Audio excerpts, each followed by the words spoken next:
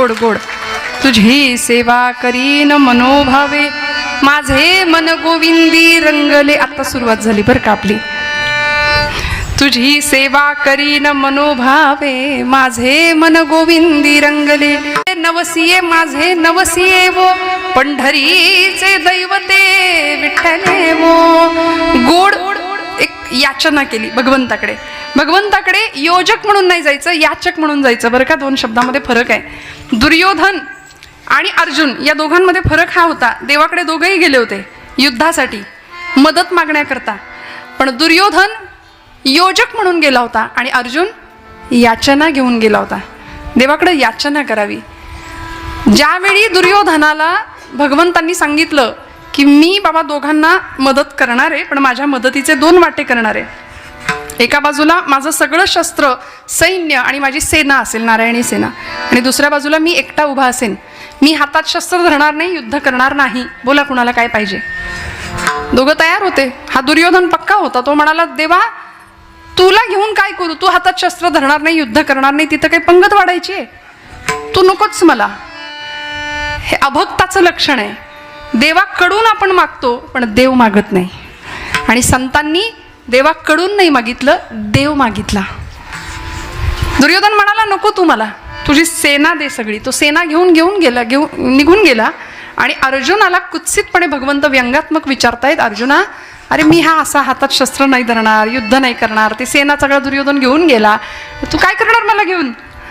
पण अर्जुनाला माहिती होतं आणि भगवंत चिडवत होते अर्जुनाला, अर्जुना हार निश्चित है तेरी हरदम रहेगा तू उदास. हार निश्चित है तेरी हरदम रहेगा तू उदास. अरे माखन तो दुर्योधन ले गया, केवल छास बची तेरे पास. घेऊन गेला तो, आता काय करणार काय. पण अर्जुन निष्ठावंत भक्त होता. सेवेचा भाव त्याला माहिती होता. भगवंताला सांगितलं देवा जीत निश्चित है मेरी, जीत निश्चित है मेरी, दास नहीं हो सकता उदास. जीत निश्चित है मेरी, दास नहीं हो सकता उदास. अरे माखन लेकर क्या करूं जब माखन चोर है मेरे पास. काय मिळतं सेवेचं फळ, काय मिळतं. माऊलींनी आम्हाला हा भाव सांगितला. भगवंताच्या चरणावर भाव अर्पण करूया. तुझी सेवा करीन मनोभावे माझे मन गोविंदी रंगले. बस. आणि मग त्याच मनाला छंद सुद्धा लागावा. गोविंद गोविंद गोविंद गोविंद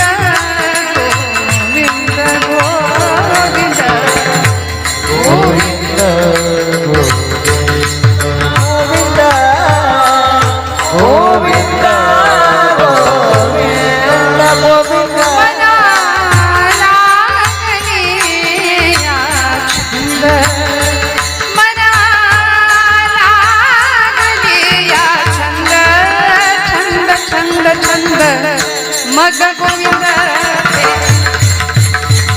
आया, मग गोविंद ते मना लागलिया चंदा, मना लागलिया चंदा. गोविंद मग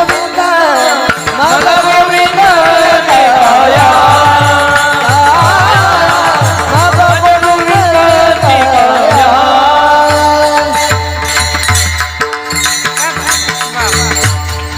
मनाला छंद लागावा भगवंताचा. माझ्या मनाला गो छंद. खरंच 12 वाजतील नाही तर मग छंद माझ्या मनाला गो छंद. नित्य गोविंद गोविंद नित्य गोविंद गोविंद माझ्या मनाला गो छंद. गोड भगवंताच्या नामाचा, त्याच्या रूपाचा छंद आम्हाला लागावा आणि भगवंताच्या नामाशी, त्याच्या रूपाशी, त्याच्या चरणांशी आमचं मन एकरूप व्हावं. माझे मन गोविंदी रंगले, रंगून जावं भगवंताच्या रंगामध्ये. माऊली म्हणतात भगवंताची सेवा माझ्याकडून घडली पाहिजे. याचक भावनेने पांडुरंग परमात्म्याकडे एक प्रकारची मागणीच करतात की मला तुझी सेवा घडू दे, माझ्याकडून तुझी नितांत अखंड सेवा घडू दे. तुझी सेवा करीन मनोभावे शब्द वापरला. मनोभाव मनावर सगळ्या संतांनी खूप भाष्य केले. मनो हि द्विविधम प्रोक्तम शुद्धम चा शुद्धमेव च अशुद्धम काम संकल्पम शुद्धम काम विवर्जितम. मन एव मनुष्याणाम कारणम बंध मोक्षयोः. हे मन बंधाला कारण ठरतं. हे मन अत्यंत चंचल आहे, दुष्ट आहे, हट्टी आहे, असं भगवद्गीतेत अर्जुन सुद्धा तक्रारी करतो भगवंताजवळ, देवा काय करू, हे मन ऐकतच नाही. चंचलम ही मन कृष्ण प्रमाति बलवद दृढम तस्याहम निग्रहम मन्ये वायोरिव सुदुष्करम. अत्यंत चंचल आहे मन.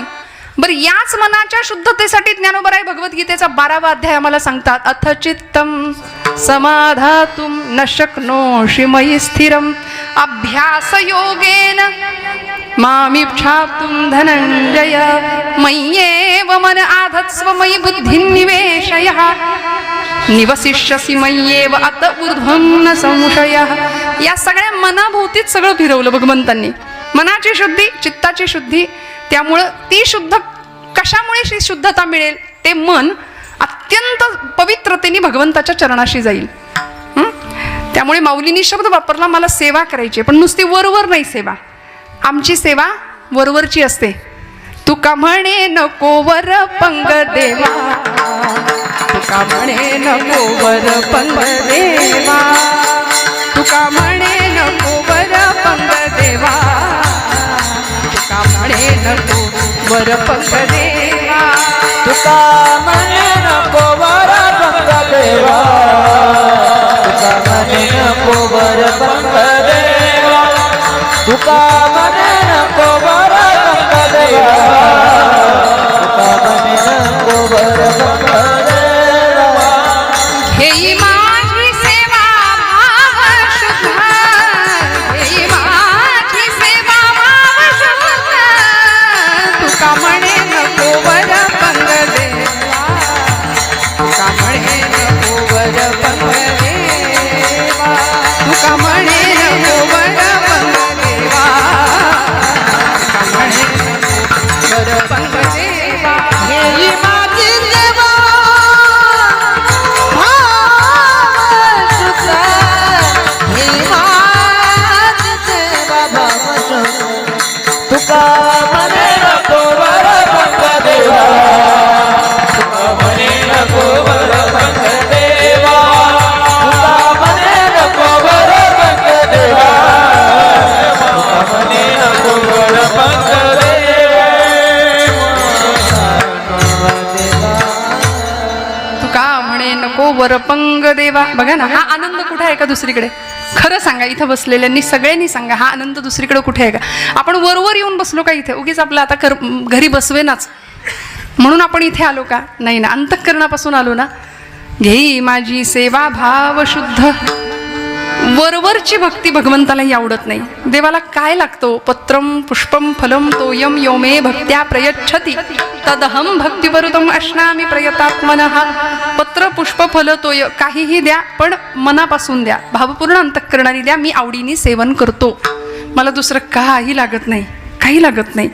त्यामुळे भगवंताची सेवा कशी घडावी? तुझी सेवा करीन मनोभावे माझे मन गोविंदी रंगले. भावाचे 5 प्रकार शास्त्रकार आम्हाला सांगतात. एक भाव फक्त सांगून मी पुढे जाणार आहे. अनेक प्रकारचे भाव आहे. शांत भाव आहे, दास्य भाव आहे, सख्य भाव आहे, वात्सल्य भाव आहे आणि माधुर्य भाव आहे. विठ्ठल विठ्ठल.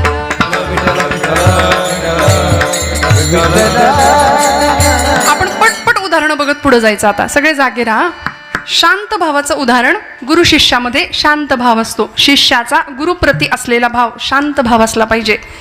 खूप मला कळतं असं म्हणून गुरुसमोर कधीच नाही बसावं. जो जो जयाचा घेतला गुण तो तो म्या गुरु केला जाणं, म्हणून गुरुसी आले थोर पण जग अवघेचे जग सर्वत्र गुरु दिसे.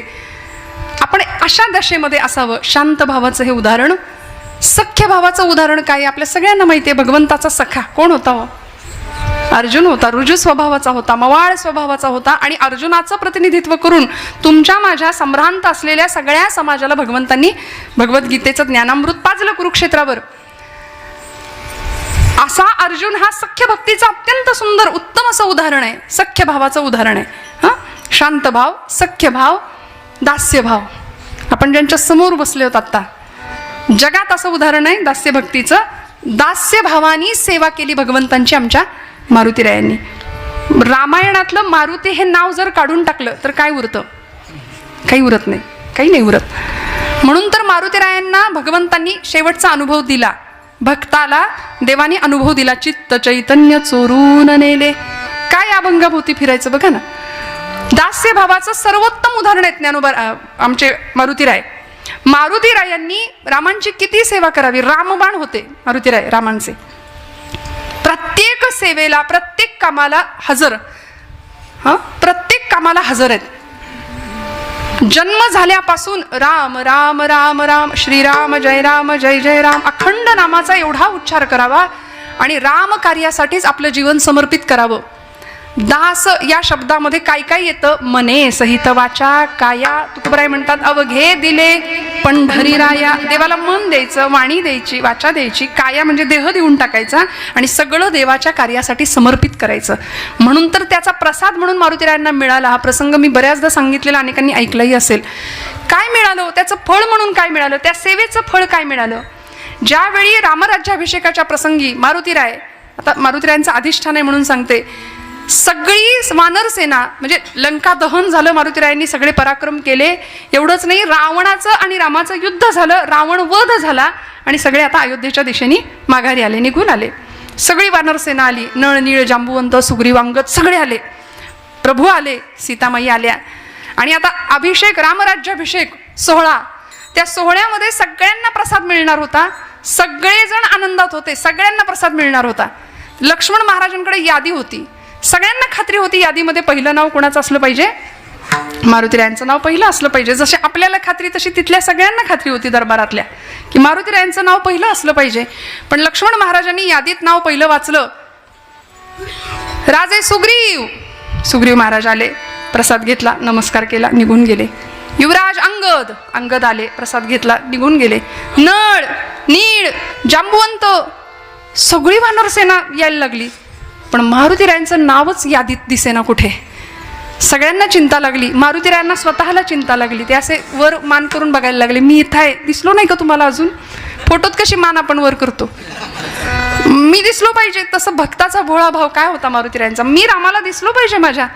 म्हणून देवा मला विसरलात का तुम्ही? अंतःकरणाची भाषा आहे. वाईट वाटलं, पण रामांसमोर असे समोर आले आपण दिसावं म्हणून आणि म्हणले, रामा प्रभू मला दुसरं काही नको, मला प्रसाद नको, पण तुमच्या पायाखालची एखादी चुरगळलेल्या फुलाची पाकळी जरी मला दिली ना तरी ती मला चालेल, पण मला प्रसाद द्या प्रभू. मारुतीरायांचं नाव नाही यादीत, मारुतीरायांच्या नावाचा उच्चार होईना. शेवटी मान खाली घातली आणि मारुतीरायांकडे बघून रामांनी सुद्धा मान खाली घातली.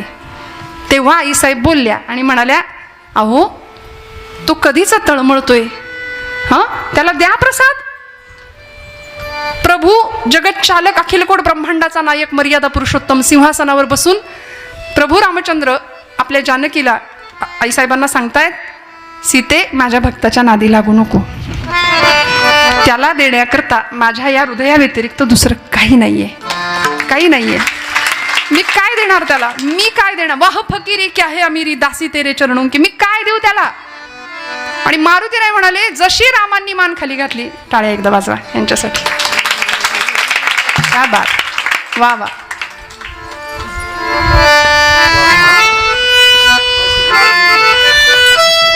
बॅकग्राऊंड म्युझिक लागतं की नाही आपल्या सगळ्यांना? सिरियलचा जमाना आहे सगळ्यांना, मग क्या बात. आणि जसं मारुतीरायांना कळलं की प्रभू पाहतायत माझ्याकडे पण मान खाली घातली, तसं मारुतीराय म्हणले, देवा आता माझ्या या देहाकडे तुम्हाला बघावंसं पण वाटत नाही, जातो म्हणाले माघारी. म्हणून मान वळवली आणि निघाले माघारी. आणि निघाले तेवढ्यात मारुती इकडे या असा आवाज दिला आईसाहेबांनी. सीतामाईंना नाही राहवलं, अक्षरशः लहान लेकरू जसं उड्या मारत जातं ना आईकडं, तसे गेले, धावत गेले आणि म्हणले, माझा बाप विसरला पण आई नाही विसरली. म्हणून एरवी रामांच्या बाजूला बसणारे मारुतीराय आता पार्टी पक्षच बदलला, आईकडे बसले. आता तरी वेळ लागतो का पक्ष बदलायला, नाही का? पण मारुतीरायांचा भाव वेगळा होता. आईजवळ बसले आणि सीतामाईंनी मारुतीरायांच्या डोक्यावरून असा हात फिरवला. म्हणले, मारुती किती कष्टलास, किती श्रमलास, किती झिजलास रे. तू जर नसतास तर कसं झालं असतं हे सगळं? तू नसतास तर अहिरावण महिरावणाच्या तावडीतनं आम्हाला कुणी सोडवलं असतं? तू नसतास तर समुद्र उल्लंघण्याचं पराक्रमी कार्य कुणी केलं असतं?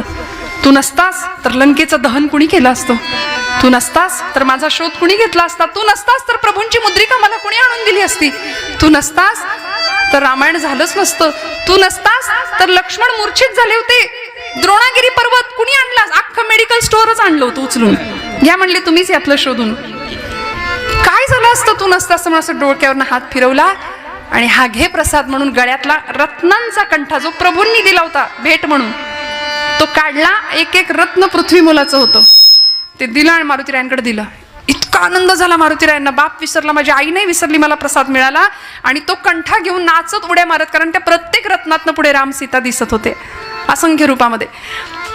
आनंदाच्या भरामध्ये मारुतीराय आले बाहेर आणि काही क्षण निघून गेले आणि धाडकन आवाज आला. तसा एक पहारेकरी धावत आला, म्हणले आईसाहेब तुम्ही दिलेला प्रसाद फोडला त्यांनी बाहेर जाऊन. आईसाहेबांनी बोलवून घेतलं, म्हणाले का रे मारुतीराय असं का केलं? काही म्हणाले कारण तिथं गेल्यानंतर ते चित्र बाहेरचं वेगळं दिसायला लागलं, राम सीता दिसतच नव्हते त्याच्यातून, समोर काही वेगळं दृश्य झाडं झुडपं दिसायला लागली. आईसाहेबांनी माझा बाप प्रभू मारुतीराय रामचंद्र दिसेना म्हणून फोडलं, त्यात राम नाही म्हणून फोडलं, आणि ज्यात राम नाही ते मला नको म्हणाले. आईसाहेब म्हणाले एवढं राम राम राम करतोस, खरंच मारुतीराया इतकं प्रभूंवर प्रेम आहे? आणि मग त्या प्रसंगामध्ये सगळ्या दरबाराला काय सगळ्या जगाला अवाक करून सोडेल ही मारुतीरायांची भक्ती छाती विदीर्ण केली आणि सगळ्या जगाला राम सीतेचं दर्शन घडवलं. म्हणाले आईसाहेब रामच काय तुम्ही सुद्धा आहात म्हणाले माझ्या हृदयात. किती प्रेम करावं, काय द्यावं भगवंतांनी या प्रसंगामध्ये. आता प्रभूंना राहवलं नाही, इतका वेळ सिंहासन सोडलं नव्हतं रामांनी, आणि आता रामप्रभू उठले, धावत गेले आणि कडकडून मिठी मारली मारुतीरायांना. वाल्मिकी रामायणामध्ये वाल्मिकी सांगतात की या प्रसंगामध्ये रामप्रभू मारुतीरायाला विचारतात, मारुतीराया सांगा आता तुम्ही कोण आहात? हे जे दृश्य आहे ना ते जीवाशिवाच्या भेटीचं आहे. चित्त चैतन्य चोरून नेले, इतकं सुंदर दृश्य. आपण कुणीतरी जुन्या मंडळींनी कधीतरी हा फोटो पाहिला असेल. रामांचं मस्तक मारुतीरायांच्या खांद्यावर आहे आणि मारुतीरायांचं डोकं रामांच्या खांद्यावर आहे. असं मिठीचं त्यांच्या भेटीचं एक दृश्य, अलीकडे ते दिसत नाही, चित्र दुर्मिळ झाले, पण कधीतरी शोधा, खूप सुंदर चित्र. त्यावेळी प्रभू बाजूला झाले आणि म्हणाले मारुतीराय सांगा आता तुम्ही कोण आहात, तुम्ही कोण आहात? मला माझ्या हृदया व्यतिरिक्त तुला द्यायला दुसरं काही नाही, मी मलाच तुला देऊन टाकतो. आणि मग मारुतीराय सांगतात देह पातळीवर जर हा प्रश्न तुम्ही मला विचाराल असाल तर देह बुद्ध्या तुदा सोहम, तुम्ही वाजवताय मग तेच सूर आता. जीव बुद्ध्या त्वदंशकः आत्मबुद्ध्या त्वमेव अहम् इति मे निश्चिता मती. देहबुद्ध्या तो दासोहम, देह पातळीवर मी तुमचा दास आहे. जीवबुद्ध्या त्वदंशकः, जीव पातळीवर मी तुमचाच अंश आहे. आणि आत्मबुद्ध्या त्वमेव अहम, आत्म पातळीवर जर तुम्ही हा प्रश्न मला विचारत असाल तर मी म्हणजे तुम्ही आणि तुम्ही म्हणजे मी. हा अनुभव मिळाला. कशाचं फळ? तुझी सेवा करीन मनोभावे, माझे मन गोविंदी रंगले. सेवेचं फळ मिळालं. आणि देवाच्या हृदयात, देवाच्या घरात शिरायचं जर काही दार असेल ना तर ते एकच आहे. ज्ञानोबराय सांगतात जो द्या ज्ञानाचा कुरुठा, तेथ सेवा हा दारवंटा, तो स्वाधीन करी सुभाटा ओळगोनी. देवाच्या घरात शिरण्याचं दार जर कुठलं असेल तर सेवेचा दारवंटा माऊली सांगतात. आणि ही सेवा भल्या भल्यांनी केली, देवभक्तांनी केली, देशभक्तांनी केली, धर्मभक्तांनी केली, राष्ट्रभक्तांनी केली. 32व्या वर्षी इंद्रायणी भीमेच्या काठी मृत्यूला निधड्या छातीने सामोरे जाणारे राज्याचे धाकले धनी सेवाच होती धर्माची. जीवाची प्राणाची पर्वा नाही केली. औरंगजेब 1000 वेळा सांगत होता राजाजी मेरी बात मानो, धर्म बदला, हमारा मुस्लिम धर्म स्वीकार कर लो, कभी किसी हिंदू को न मिलेगी इतनी इज्जत आपको दे दूंगा, तमाम हिंदुस्तान की सूबेदारी आपको बहाल कर दी जाएगी, मेरी बात मानो, आप इस्लाम धर्म कबूल करो. पण संभाजीराजे वाकले नाहीत, झुकले नाहीत. देहाचे इंचावर तुकडे केले, पायापासून डोक्यापर्यंत. वडू तुळापूरच्या संगमावर रक्ताच्या चिळकांड्या उडाल्या होत्या भीमा इंद्राणीच्या संगमामध्ये. पण नाही, सेवेसाठी या प्राणाची बाजी लावली, सबंध देह समर्पण केला. आमच्या मातृभक्तांनी सुद्धा, देशभक्तांनी सुद्धा इथं रक्ताचं बलिदान दिलं. 15 ऑगस्ट देशाचा स्वातंत्र्य दिन काही दिवसांनी येतोय. ही भूमी देशवीरांची, शूरवीरांची आहे. इथं रक्त सांडलं आणि इथल्या प्रत्येक क्रांतिकारकांनी, प्रत्येक देशभक्तांनी सेवेचं योगदान दिलं. माऊली देवाची सेवा सांगतात. अनेकांनी आम्हाला देशाची, देशालाच देव मानलं. सावरकरांनी मातृभूमीलाच देव मानलं होतं. स्वतंत्रते भगवती, स्वतंत्रता देवीला भगवती स्वरूपामध्ये पूजलं होतं. भारत मातेला भगवती स्वरूपामध्ये पूजलं, जगदंबा स्वरूपामध्ये पूजलं आणि तिची पूजा केली, तिची आराधना केली. ज्यावेळी 50 वर्ष अंदमानची काळकोठडी सुनावली जाते सावरकरांना, त्यावेळी बायको भेटायला येते सावरकरांची मुंबईच्या कारागृहामध्ये. यमुना त्यांचं नाव होतं. 18 वर्षाच्या होत्या. माई म्हणायचे सावरकर त्यांना. 25 वर्षाच्या आपल्या पतीला यमुना माई भेटायला जातात आणि साखळदंडांनी जखडलेला आपला पती आपल्या समोर पाहतात. काय असतं त्याग बघा. आणि 18 वर्षाच्या त्या सौभाग्यवती स्त्रीनी आपल्या नवऱ्याकडे बघावं, डोळ्यातनं टचकन पाणी आलं, पुसून टाकलं. सावरकर म्हणतात, माई ओळखलं नाही ना मला तुम्ही? कारण विलायतेहून, लंडनहून बॅरिस्टर होऊन येणार होतो असं तुम्हाला वाटलं असेल. पैसा मिळवू, थाटात संसार करू असा विचार तुम्ही केला असेल. पण नाही हो. माझी भारत पारतंत्र्यात पिचते, लाखो संसार उद्ध्वस्त होत आहेत. ते संसार सावरण्यासाठी माझी चुलबुळकी फोडून राष्ट्राचा संसार करावा असा मी विचार केला. संसार आम्ही सगळेच करतो. काट्याकुट्या जमवायच्या, घरटी बांधायची, त्याच्यात पिलांची वीण वाढवायची. यालाच जर संसार म्हणत असतील तर असा संसार चिमण्या, कावळे सगळेच करतात. मला माझ्या देशाचा प्रपंच करता आला, यात धन्यता माना, यात धन्यता माना. या प्रसंगामध्ये यमुनामाई सावरकर सांगतात, मला सगळं मान्य आहे. अंदमानच्या काळ कोठडीमध्ये तुम्हाला काय शिक्षा अनुभवायला मिळेल मला माहिती नाही, पण मी सांगेन तेवढा एक मंत्र म्हणाल का? कृष्णाय वासुदेवाय हरये परमात्मने प्रणतः क्लेशनाशाय गोविंदाय नमो नमः. हा मंत्र एकदा म्हणाल का? सावरकर म्हणाले, हा मंत्र म्हणण्यामुळे तुला बरं वाटणार असेल तर नक्की म्हणतो. पूजा अर्चा नसेल केली, तासनतास देवासमोर नसेल बसले, पण जीवनाचं तत्वज्ञान कळलं होतं. म्हणून तर जहाजातनं उडी घेण्याचं सामर्थ्य प्राप्त झालं होतं. कारण माझा आत्मा अमर आहे, देह संपणार आहे, हे गीतेचं तत्वज्ञान त्यांना माहिती होतं. नैनं छिंदंती शस्त्राणी नैनं दहती पावकः न चैन क्लेदयन्त्यापो न शोषयति मारुतः. सावरकर आपल्या पत्नीला समजावताय, माझा देह जरी निघून गेला तरी हिंदू धर्मशास्त्र आत्म्याचं अमरत्व मानतो. त्यामुळे माझा आत्मा अमर आहे. अनादि मी, अनंत मी, अवध्य मी भला, मारेल रिपू जगती असा कवण जन्मला. पुण्यामध्ये आपण आला तर डेक्कनच्या चौकामध्ये सावरकरांचं स्मारक आहे, जिथं विदेशी कपड्यांची होळी त्यांनी केली होती. तिथं ते अक्षरं कोरलेली आहेत, अनादि मी, अनंत मी. हे गीतेचं तत्वज्ञान ज्यावेळी सावरकर लिहितात त्यावेळी सेवेचा भाव आम्हाला स्पष्ट कळतो. काय मातृभूमीप्रती सेवाभाव असेल? का माऊलींनी हीच सेवा सर्वश्रेष्ठ मानली असेल आणि पांडुरंगाला तीच सेवा मागितली असेल? मी माझ्या देशाची सेवा करणार, मी माझ्या मातृभूमीची सेवा करणार. आणि अगं बायकोला सांगतायत की दरवर्षी वटपौर्णिमेला हा असा पती तू मागशील तरी कसा? कारण या जन्मात मी तुला इतकं छळलंय, इतका त्रास दिलाय, काही नाही सुख मिळालं माझ्यामुळे तुला. पण 18 वर्षाच्या यमुनामाई काय करतात? काय असते निष्ठा, काय असतो सेवाभाव, काय असतं समर्पण? यमुनामाई अशा खाली वाकल्या, तुरुंगाच्या सडीतून हात आत घातला, पायाला स्पर्श करायला. सावरकर मागे झाले, म्हणले, माई काय करता?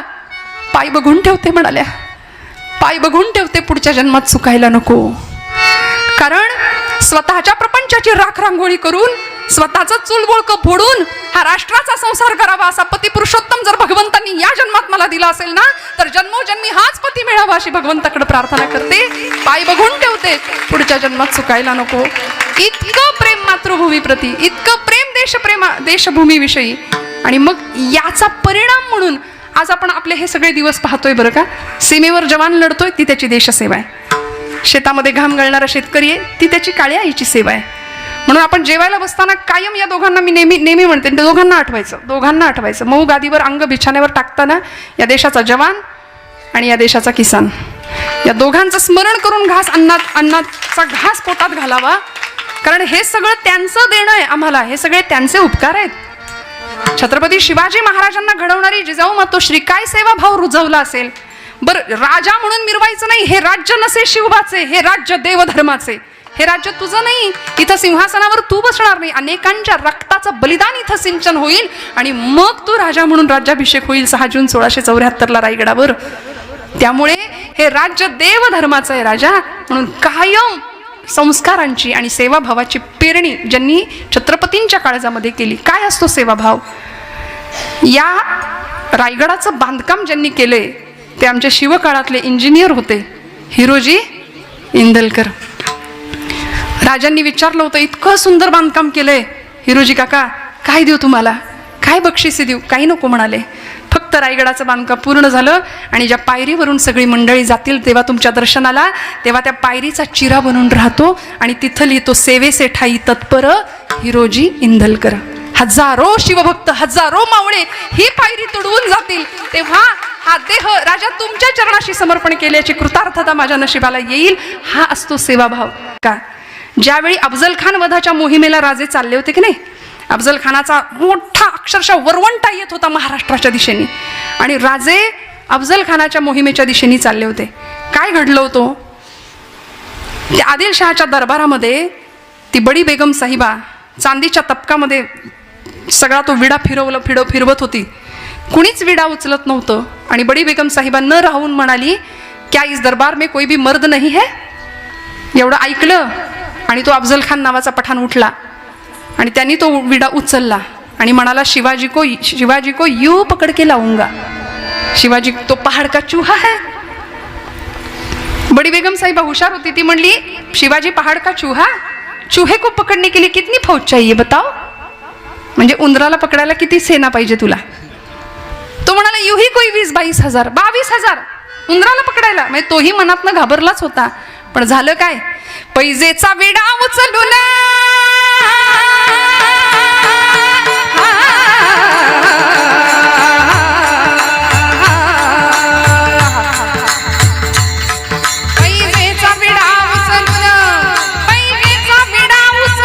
मोठ्या तोऱ्यानं अफजल खान निघाला विजापुराहून. शिवाजीला आणतो मी पकडून, शिवाजीला आणतो मी पकडून. बरळला खान हुशारीनं, बरळला खान हुशारीनं, बरळला खान हुशारीनं. जी शिवाजी तो उंदीर डोंगराचा, शिवाजी तो उंदीर डोंगराचा, शिवाजी तो उंदीर डोंगराचा, शिवाजी तो उंदीर डोंगराचा. बच्चा मराठ्याचा नेहम काय त्याचा, कदाचित घेईल माझा प्राण, कदाचित घेईल माझा प्राण. संग 20,000 सैन्य घेऊन, संग 20,000 सैन्य घेऊन निघाला मोठ्या तयारीनं, निघाला मोठ्या तयारीनं, निघाला मोठ्या तयारीनं. तुळजापूरला धडक मारली, तुळजापूरला धडक मारली, भवानी फोडली, भवानी फोडली. प्रलय मांडीला पंढरपुराला, प्रलय मांडीला पंढरपुराला. प्रजा केली हैराण रस्त्याला, येऊन पोहोचला पहावाईला, येऊन पोहोचला पहावाईला, येऊन पोहोचला पहावाईला. छत्रपती श्री शिवाजी महाराज की हर हर विठ्ठल विठ्ठल.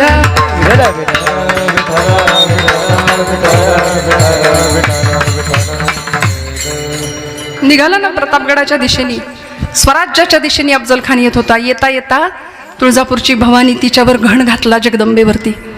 पांडुरंगाच्या भक्तांनी पांडुरंगाची मूर्ती चंद्रभागेच्या डोहात लपवून ठेवली म्हणून पांडुरंगा हाताशी नाही लागला. पण अनेक मंदिरांना खणत्या लागल्या, पहारी लागल्या. अनेक देवळांचा, मंदिरांचा, मूर्तींचा विध्वंस करत अफजल खान येत होता. आणि त्याच्या मोहिमेच्या दिशेने अनेक मावळे सज्ज होते राजांच्या बरोबर. राजा आम्ही लढू, आम्ही सेवा करू स्वराज्याची. जीवाची बाजी लावून सगळे मावळे तयार होते. 65 वर्षाचे कान्होजी काका राजांकडे आले आणि राजांना सांगितलं, राजा हे बघ पत्तूर पाठवले अफजल खानाने आणि त्या पत्रात लिहिलं होतं, कान्होजी काका तुम्ही शिवाजी राजांचे निष्ठावंत मावळे आहात, तुम्ही आम्हाला येऊन मिळा. राजाने दिलं नाही एवढं वतन आणि एवढं सगळं आम्ही तुम्हाला देऊ, तुम्ही आमच्याकडे येऊन आमच्याकडे काम करा. लेकाचा दम देतोय आणि नाही दिलं, नाही आलात तर पुढच्या होणाऱ्या परिणामाला सिद्ध राहा. राजा बघितलं का लेकाचा दम देतोय म्हणले, काय करू? राजे म्हणाले, काका अफजल खान तुम्हाला बोलावतोय, तुम्ही जाऊ शकता. कारण माझ्याकडं शस्त्रसाठा सैन्यसाठा कमी आहे, आपल्याकडे किल्ल्यांची संख्या कमी आहे, मावळे कमी आहेत. अफजल खान फार मोठा वरवंटा घेऊन स्वराज्यावर चालून येतोय. या मोहिमेत कदाचित विजय मिळेल न मिळेल, पराजयाला सामोरं जावेल. आणि बुडणाऱ्या जहाजामध्ये आपणहून आपलं बोचकं कोण आणून ठेवेल? तेव्हा तुम्ही हवं ते करा. तो खंडोजी खोपडे गेले ना, उतरावळीच्या जहागीर त्यांना दिली होती, अफजल खानाकडे निघून गेले ते. कान्होजी काका म्हणले, अरे एक खंड्या गेला म्हणून सगळे गेले काय? 6000 पोरं घेऊन आलोय तुझ्या दिमतीला, तू सांगशील त्या मोहिमेवर उभा राहतो. ही असते निष्ठा आणि हा असतो सेवाभाव. कान्होजी काकांनी शिवाजी राजांना समजवावं, राजा मी आलोय तुझ्या बाजूनं लढायला. शिवाजीराजे लहान होते, खूप लहान वय होतं, 22 वर्षाचं वय होतं या अफजल खान मोहिमेच्या वेळी. शिवाजीराजे सांगतात, काका ऐका माझं, तुमचं वतन जाईल, तुमची सगळी जहागिरी निघून जाईल, काही हाताशी राहणार नाही, जायचं असेल तर जाऊ शकता. कान्होजी काका 65 वर्षाचे होते. सेवाभाव काय असतो, काय मिळवायची ही इच्छा नव्हती, निष्काम भक्ती. धावत गेले आतमध्ये, देवघरात पळी पंचपात्र होतं, त्यातलं ते भांडं घेतलं पाण्याचं आणि राजांच्या समोर येऊन उभे राहिले. हातावर एक तुळशीपत्र घेतलं, भांड्यातलं पाणी हातावर ओतलं आणि हातावरचं पाणी तुळशीपत्रासह राजांच्या पायावर, वतन आणि जहागीर हित वाहिली या पायावर. म्हणले, काय करायचं ते कर, आता मी मोहिमेत उभा राहणार. ही सेवा, कडकडून गळा भेट दिली राजांनी कान्होजी काकांना. ही सेवा असते आणि अशी सेवा भगवंता घडू दे की जिथे तुका म्हणे प्राण करा देवासी अर्पण, हा सेवाभाव निर्माण व्हावा. इथं देह जाओ अथवा राहो, पांडुरंगी दृढ भाव. म्हणून माऊली सुंदर शब्द वापरतात अभंगाचं दुसरं चरण. नवसी नवसी माझे नवसी, नवसी नवसी माझे नवसी, नवसी नवसी माझे नवसी, नवसी नवसी माझे नवसी, नवसी नवसी माझे नवसी, नवसी नवसी माझे नवसी,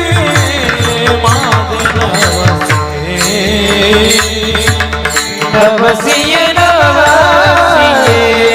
माझे नवसी, नवसी नवसी माझे नवसी. पंढरीचे दैवत विठ्ठल हो, पंढरीचे दैवत विठ्ठल हो, पंढरीचे दैवत विठ्ठल हो, पंढरीचे दैवत विठ्ठल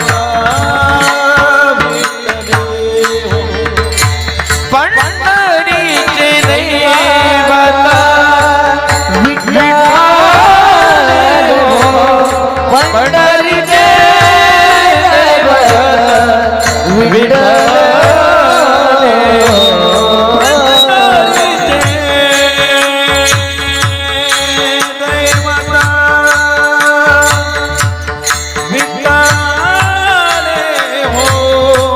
पंढरीचे दैवत,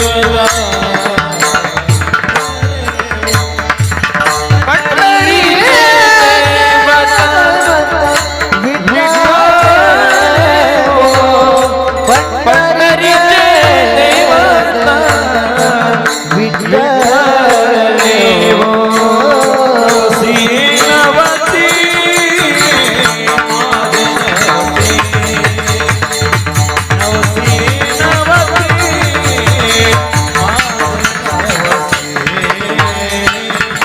नवसी नवसी माझे नवसी,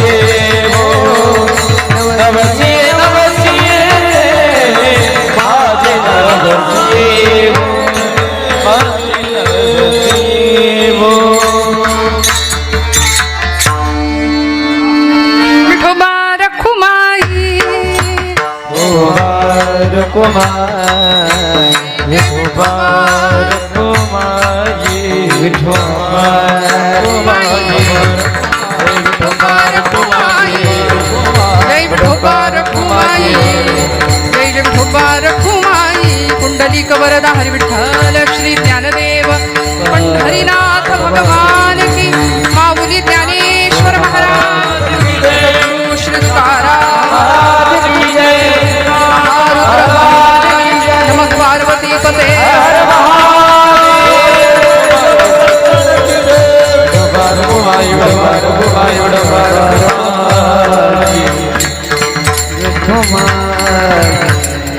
तुझी सेवा करीन मनोभावे माझे मन गोविंदी रंगले नवसिये नवसिये माझे नवसिये वो पंढरीचे दैवते विठ्ठले वो नवसिये नवसिये माझे नवसिये वो पंढरीचे दैवते विठ्ठले. हे फुलांचं वगैरे तुमची हौस होती पण माझी 5 मिनिटं त्यात जातील. विठ्ठल विठ्ठल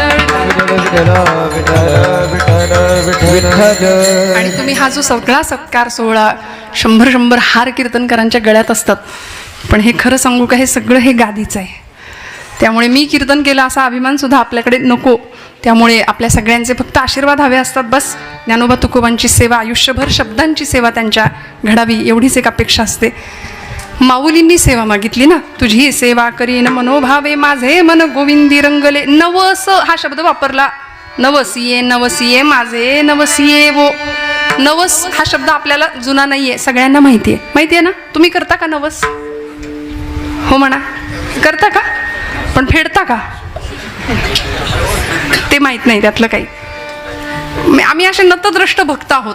आम्हाला सुखात देव नाही आठवत दुःखात आठवतो आणि दुःखात देव आठवला की मग देवाची आर्ततेने आम्ही दुःखामध्ये भक्ती करतो. असं आहे. आपल्या सगळ्यांना दोहा माहिती आहे ना. दुःख में सुमिरन सब करे सुख में करे न कोई जो सुख में सुमिरन करे तो दुःख कहा से होय. त्यामुळे सगळं भगवंताच्या चरणावर अर्पण करण्याची तयारी असावी. भगवत कृपा मिळवण्याची आसक्ती या जीवनाची असावी. आणि देवाकडे जर मागायचंच असेल तर माऊलींनी शब्द वापरलाय नवस. आता कोकण प्रांतामध्ये कौल लावणं वगैरे असे शब्द आहेत. उजवा कौल डावा कौल इकडं आहे की नाही माहिती नाही. आहे आपल्याकडे 3.5 शक्तिपीठांपैकी एक क्षेत्र आहे इथं जवळ याच जिल्ह्यामध्ये. त्यामुळे बरोबर ना सप्तशृंगी मातेचं संबंध महाराष्ट्रामध्ये 3.5 शक्तिपीठ. देवीला कौल लावण्याची पद्धत आहे. आणि असाच एक प्रापंचिक गृहस्थ होता. तो देवीकडे गेला सप्तशृंगी मातेकडं. तिच्या गळ्यातले अलंकार पाहिले. उत्सवाचे दिवस सुशोभित झालेली सगुण पूजा सांगितली आपल्या शास्त्राने आणि अत्यंत सगुण सुंदर असं तिचं ते देखणं रूप पाहिलं. आणि तिच्या गळ्यातला एक असा सुंदर हार होता. रत्नांचा हार होता. त्या गृहस्थाला अशी इच्छा निर्माण झाली. त्यांनी कौल लावला देवीला.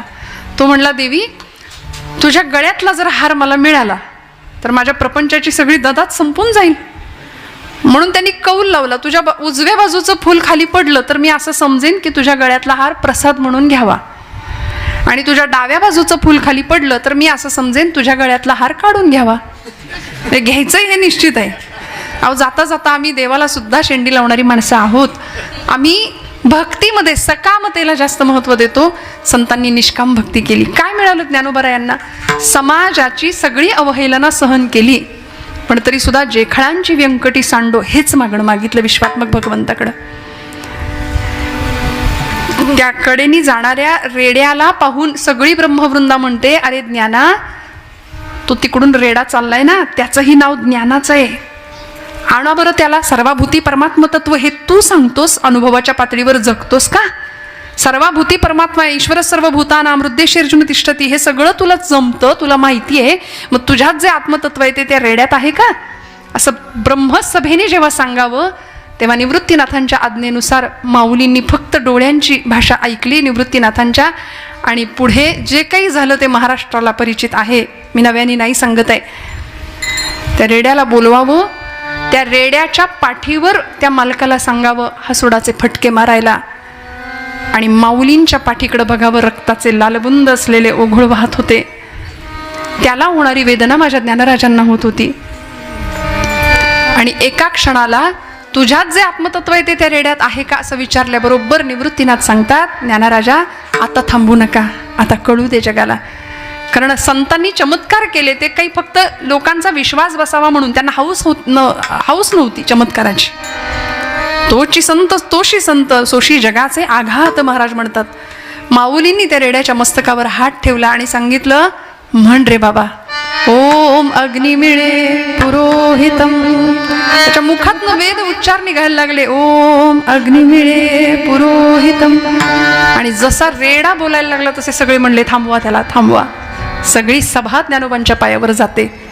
हा कैवल्य साम्राज्य चक्रवर्ती ज्ञानोबा राय हे कैवल्याचे मूर्तिमंत पुतळे, सच्चिदानंदाचे मूर्तिमंत पुतळे असलेले तुकोबाराय. या ज्ञानोबा तुकोबांच्या नामाच्या उच्चाराने सुद्धा आमचं जीवन सफल संपूर्ण झाल्याशिवाय राहणार नाही. वेगळा नवस करायची गरज नाही. भगवंताला समर्पण भावनेने त्याची सेवा मागावी, हाच माझा नवस आहे असं माऊली सांगतात. विठ्ठल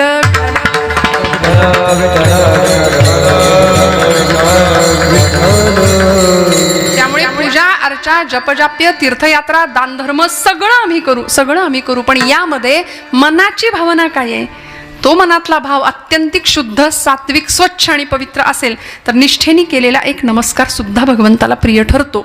त्यामुळे ही सेवा अशी घडावी. नवसिये माझे नवसिये वो पंढरीचे दैवते विठ्ठले. आणि त्या पंढरीच्या पांडुरंगाला माऊली नवस करतात, माऊली मागणं मागतात. कारण ते दैवत अत्यंत प्रिय आहे माऊलींचं, उपास्य दैवत आहे. माता विठ्ठल पिता विठ्ठल नामदेव महाराज त्याच्याविषयी सांगतात. ती पंढरपूरची देवता एकनाथ बाबांनी त्यांच्या शब्दामध्ये वर्णन केलंय. कसं आहे भगवंत, भक्त कृपेची माय गे ओळखिली विठाई गे, एका जनार्दनी विटे जोडी आले पाय गे, तुळशी माळ गळा गे कस्तुरी चाटिळा गे. असा पांडुरंग परमात्मा तिष्ठत उभा आहे. तो भक्तांना सांगतोय आषाढी कार्तिकी विसरू नका मज, सांगत असे गुज पांडुरंग मला विसरू नका हे भगवंत सांगतात. आणि निष्ठावंत संत सेवाभाव भगवंताच्या चरणावर वाहतात आणि बस असंच मागणं मागतात. ज्ञानोबांनी मागितलेलं मागणं तुम्हाला आम्हाला या जन्मात मागता यावं आणि आम्हालाही अशी अनुभूती मिळावी. अभंगाचं शेवटचं चरण. बाप रखमा देवी वारो विठ्ठले वो, बाप रखमा देवी वारो विठ्ठले वो, बाप रखमा देवी वारो विठ्ठले वो, बाप रखमा देवी वारो विठ्ठले वो.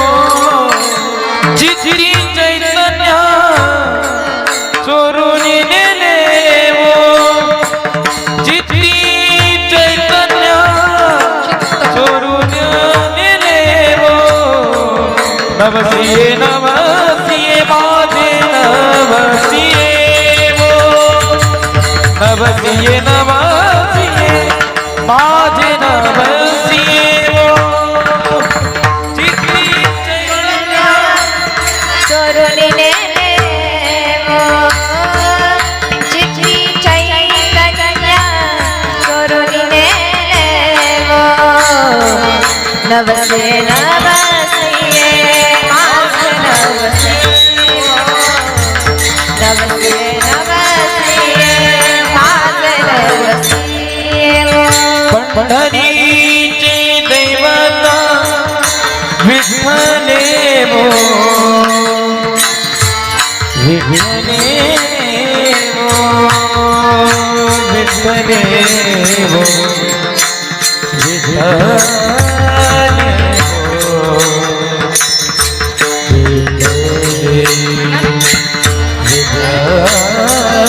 वो. पंढरीची दैवता,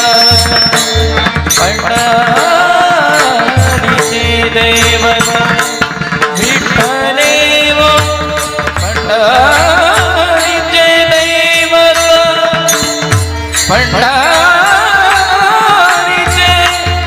पंढरीचे दैवता विठ्ठले वो.